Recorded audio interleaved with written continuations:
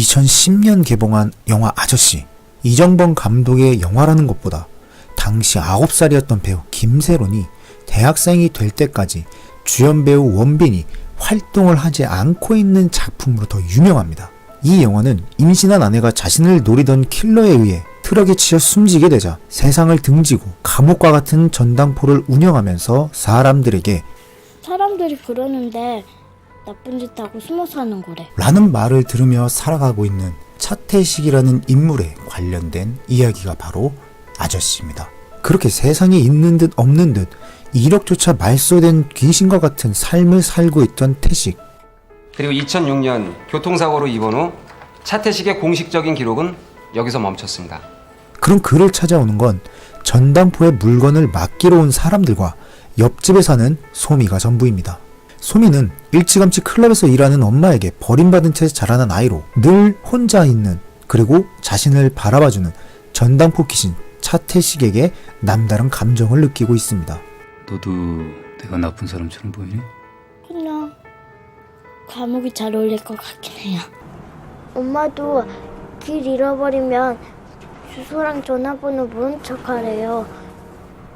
술 마시면 맨날 같이 죽자는 소리만 하고. 그래도 안 미워요. 아저씨까지 미워하면 내가 좋아하는 사람 한 개도 없어. 태식 역시도 어둡고 습한 감옥과 같은 전당포에서 한 줄기 빛과 같은 소미를 만나게 되면서 두 사람은 세상의 소외로부터 서로를 의지하며 하루하루를 살아갑니다. 한편 소미의 엄마는 일을 하는 클럽에서 마약을 훔치며 어둠을 뚫고 세상 밖으로 나가기를 기원합니다. 그래서 내연난 남성식과 훔친 마약을 카메라에 숨긴 뒤 전당포에 맡기게 됩니다. 물건 어디다 빼돌렸어? 뺑이 친 건 나야. 반은 먹어야지. 직접 처분하고 잠수타면 그만이야! 잘 생각해. 병신 같은 년. 그리고 이러한 상황을 잊기 위해서 그녀는 마약을 투여하며 환각에 빠집니다. 나가서 놀다 와.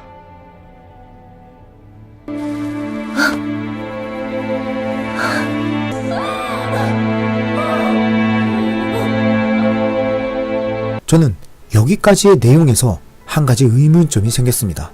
과연 소미의 엄마 효정은 모성애가 없는 인물일까? 영화를 보시면 자신과 내연남의 탐욕으로 인해 마약을 훔치게 되고 마약에 빠져 사는 그런 엄마로 보여집니다. 여기에 더불어서 아이를 방치하고 그리고 멋지게 생긴 남자를 유혹하려고 하는 모습을 보여주는 전형적인 불량 엄마로 보여집니다. 이쪽이랑 연애도 해줄 수 있는데. 하지만 저는 아저씨 속 여러 장면을 바라보며 그녀가 세상의 거의 모든 엄마가 가지고 있는 모성애를 가지고 있는 인물이라고 바라봤습니다.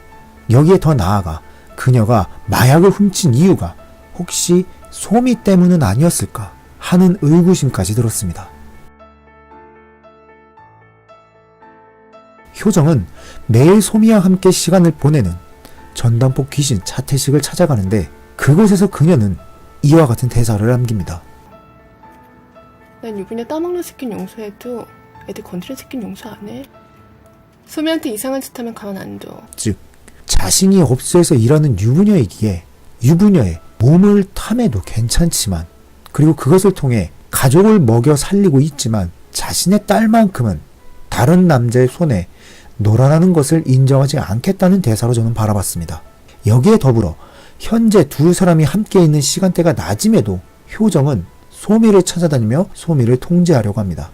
그녀가 이렇게 행동한 이유는 밤에 일을 하는 업소녀이기 때문에 딸을 챙길 수 있는 시간대가 낮 말고는 없기 때문은 아니었을까, 이런 생각이 들었습니다.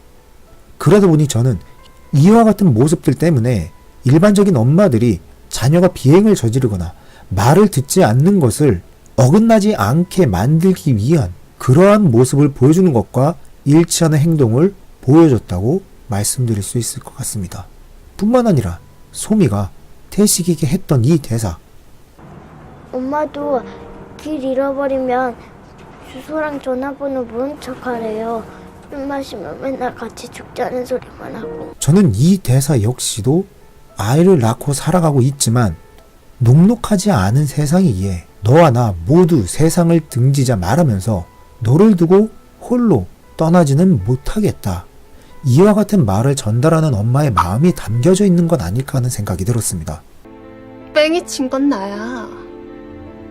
반은 먹어야지. 여기에 더불어 자신이 내연남 남성식과의 싸움 이후 환각에 빠지기 전에 소미에게 다음과 같은 말을 전합니다.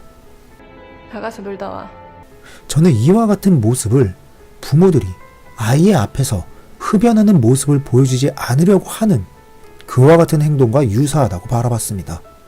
여기에 더불어서 영화의 중반부 소미가 개미굴에 들어갔을 때는 아이들을 장기판 속 하나의 말처럼 사용하는 모습을 보여줬습니다. 거기에 쓸모가 없어지거나 상품성이 올라가면 아이를 없애버리는 모습을 보여줬는데 사람들이 그러는데 나쁜 짓 하고 숨어 사는 거래. 소미 여기 있어? 안 왔는데. 정소미! 너 잡히면 가만 안 둔다! 엄마도 아저씨 성추행범이니까 조심하라고 하고. 소미한테 이상한 짓 하면 가만 안 둬. 뺑이 친 건 나야.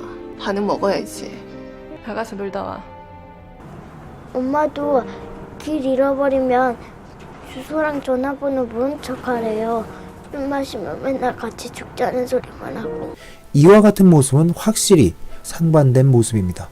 그래서 저는 개미굴과 효정 모두 세상의 그늘 속에서 아이들을 돌보고 있지만 아이를 다루는 모습은 전혀 다르다.